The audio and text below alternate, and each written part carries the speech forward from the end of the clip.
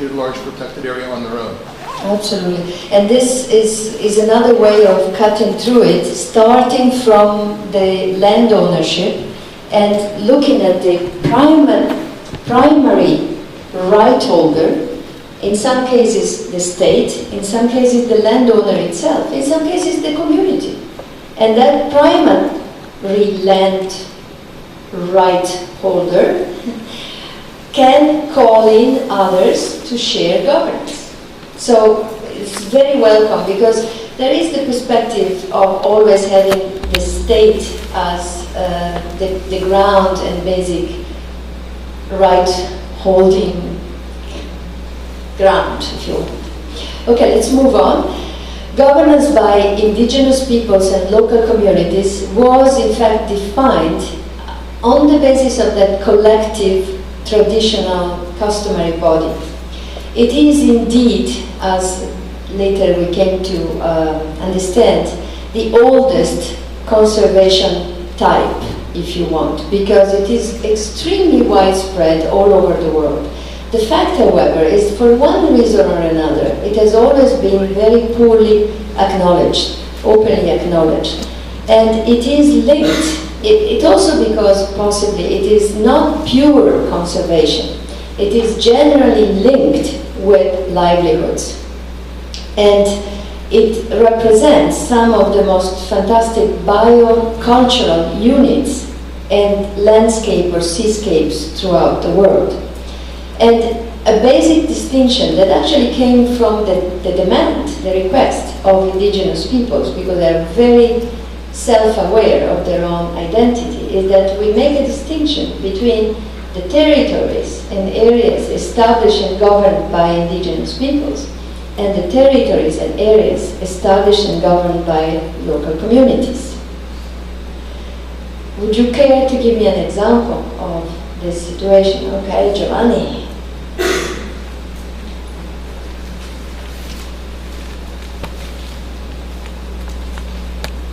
A protected area, as defined by indigenous peoples, would include a geographically defined territory which is governed by traditional systems even before the state system existed.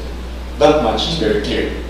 And so when indigenous traditional decision-making process specifies certain areas of the territory as sacred, it is a decision made by virtue of many centuries of practice. So I argue for long practice when it comes to decision-making of indigenous peoples. And these traditional decision-making processes are the main reasons why we still have few forests and rivers left in these geographically defined territories. We do not define our territories as protected areas. Protected areas came to us imposed by the state. But protected areas as defined by traditional culture and as defined by years of practice, centuries of practice, is the reason why we have these ICCAs referred to by the international conservation community, but which we call at the local level as ancestral domain. And decisions made by the traditional governing councils in these territories are no longer supplanted. Because as I said a while ago, the decisions made are backed by indigenous knowledge that have been honed and refined by many years of practice and many years of engaging nature and engaging rough environment. So that's the difference between a state-imposed protected area and an indigenous protected area. Thank you very much. Very briefly, if you can. Yeah, I was just wondering, it seems like the private category is a bit different from the others, because it sounds like it's just one institution governing the protected area, but it's conflated with private ownership, which might actually be the justification for that one entity governing it, but it's not to me it doesn't sound like a form of governance, and communities or government or the entities might have that same kind of ownership or state. Yeah. So, for example, government and private, like, you see what I mean? I see what you mean, but you are going into the de jure or the justice situation. Here we are talking about de facto. De facto, the private landowners are taking decisions that are leading to conservation. Thereby, we put those into a box. De facto, a group of different right holders and stakeholders are taking decisions and actually moving, then it is shared governance. De facto is government, de facto is community. It's just, you know, there are many other claimants, but de facto the landowner decides and says, out.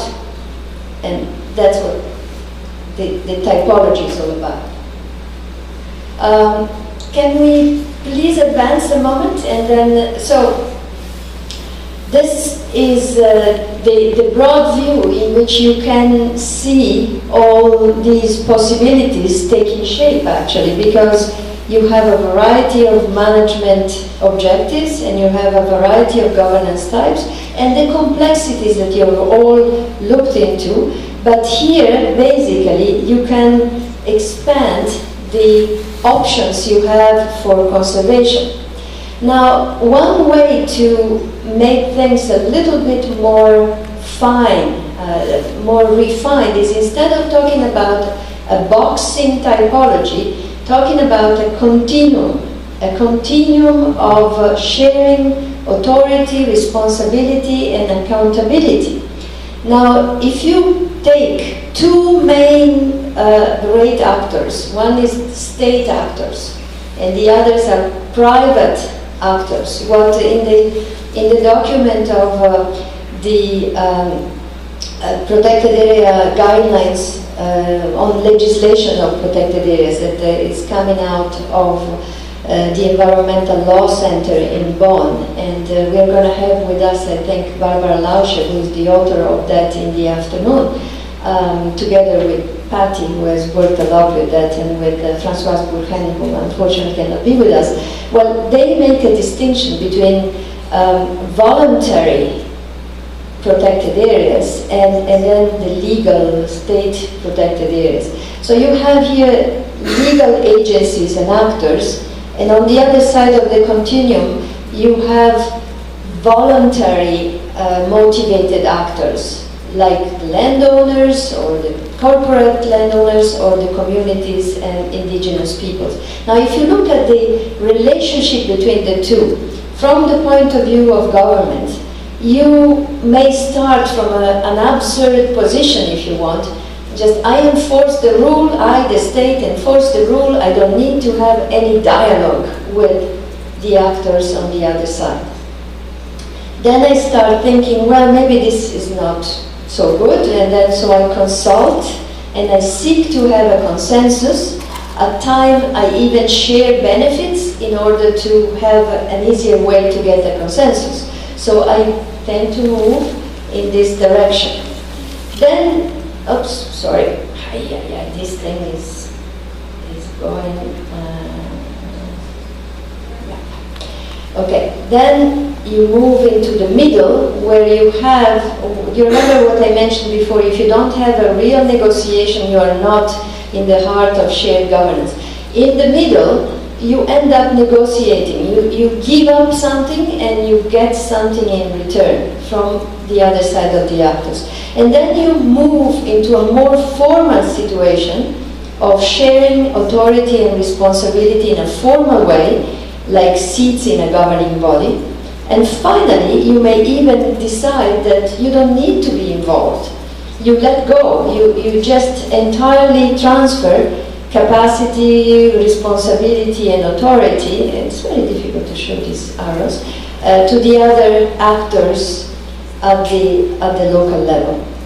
So, what I was going to say is that there is no one right place to be in this continuum. And in very many cases, what you find is that through time, you move from one place to the other place of the continuum as a result of changing conditions.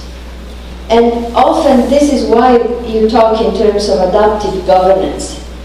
There are sometimes more and more actors that are coming in, opportunities to actually respond to, problems to respond to. Now, I don't think I will have the time to go through the whole presentation, but I will want to just give a little bit of a sense of the spatial dimensions that we are dealing with. Now let's look at this definition that IUCN has agreed upon and actually improved with respect to the prior definition of protected areas that was diffused and produced a couple of decades ago. This one is a definition of 2008 and says that protected areas are clearly defined geographical spaces. So the spaces are, thank you, clearly defined geographical spaces that are recognized, dedicated, and managed through legal or other effective means to achieve the long-term conservation of nature with associated ecosystem services and cultural values.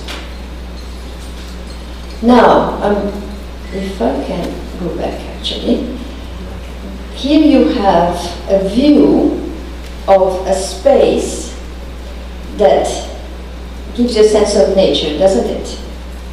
And here you have water, one of the main ecosystem services or benefits or functions, as I would prefer to call them, that come from protected areas. And here you have people together as a group that shares values and customs. So these are three main elements, constituents of protected areas. Now, on the landscape, you have other area-based phenomena that contribute to conservation but do not fit the protected area definition. And yet, they are very, very important and usually act in a mutually supportive way for protected areas. And this has been clarified recently by the CBD, especially through IG Target 11. Now this is something that can and possibly should go under the rubric of voluntary conservation. I'm really glad that Barbara just came in, because she has been working on that area for the guidelines of protected area legislation that I just mentioned. Now you can have private conserved areas in the landscape that are not recognized as protected areas, and you can have indigenous peoples and community conserved territory and areas, what we define as ICCAs, that do not fit the protected area definition of IUCN. So you see, you have a big space of private conserved area, you have a big space of ICCAs, part of them fit the IUCN definition. And I would like to be able to go into very many details why yes or no, but there is not the time I would like to have. But you may want to keep in mind that when we talk ICCAs, we are not overlapping completely with protected areas. And same thing with private conserved areas. We are dealing with phenomena that may or may not entirely overlap.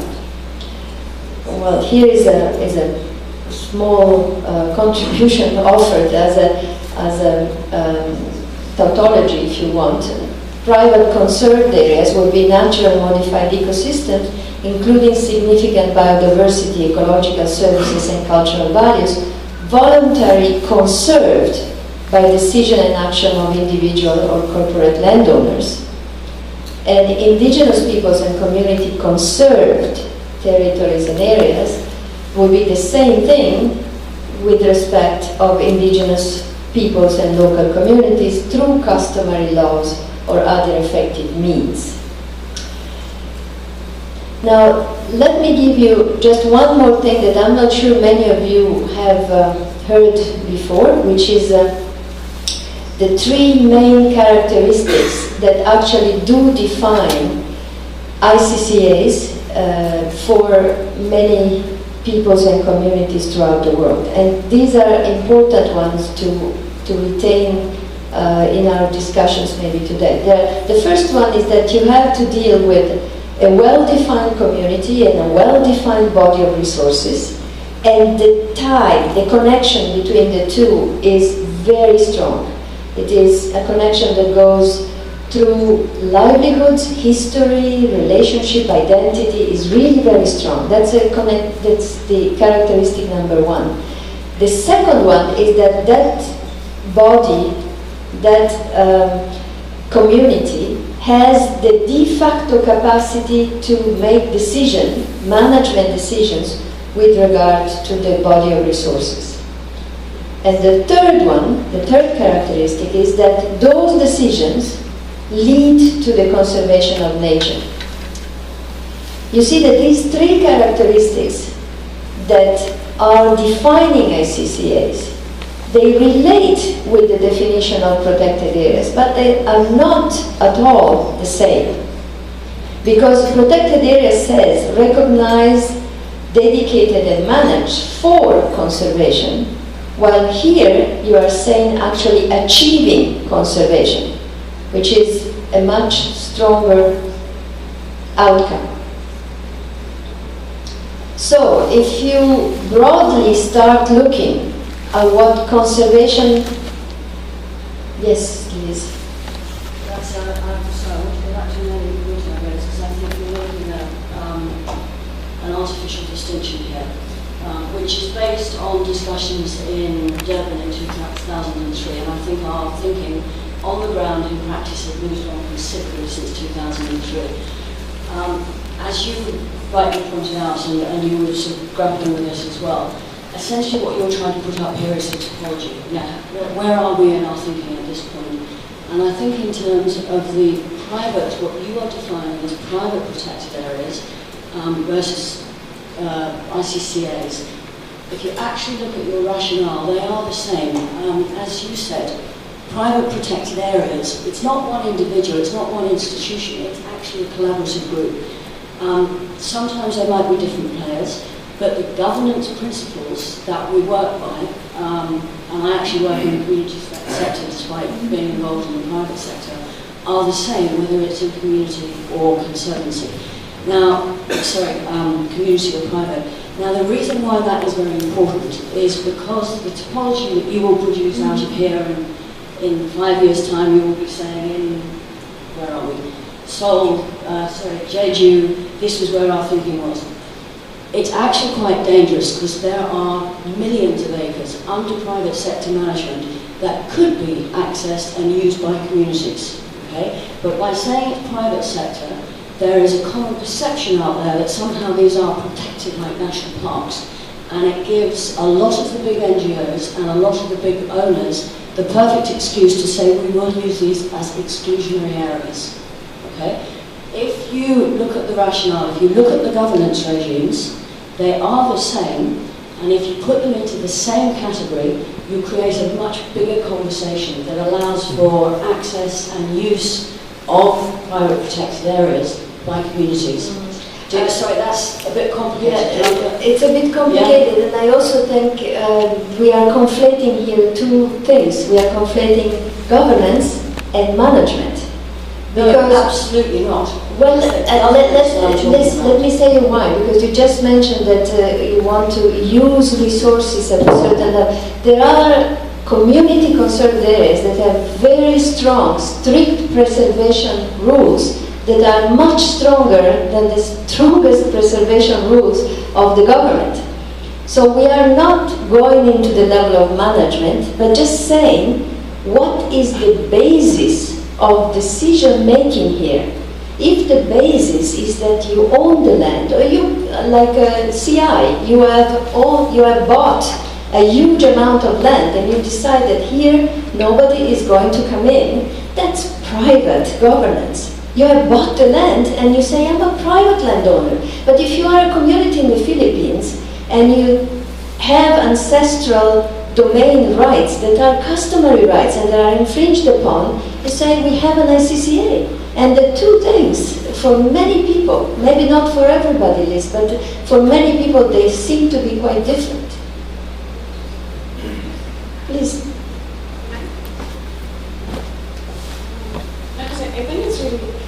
it's an interesting discussion, and again, I think that the objective of having this matrix and these governance types was, first of all, to describe things.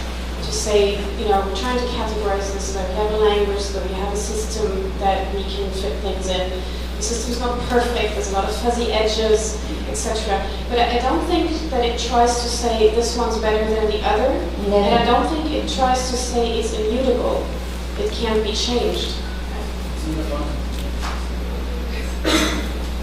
I don't think what it's trying to say is this is set in time forever. It's always going to be private, or it's always going to be community. And it's also not saying that, sorry, I lost my train of thought, but I think that we're going into this afternoon in terms of these are just very basic tools to analyze what's the situation today in a certain specific area, and then look into, is this the ideal situation? Or should there be a shift? For example, is this a crowd protected area right now, but is there a good argument to be made for communities having access to it, to have access to certain resources, and should this move towards a co-managed area or not? Or is it a state protected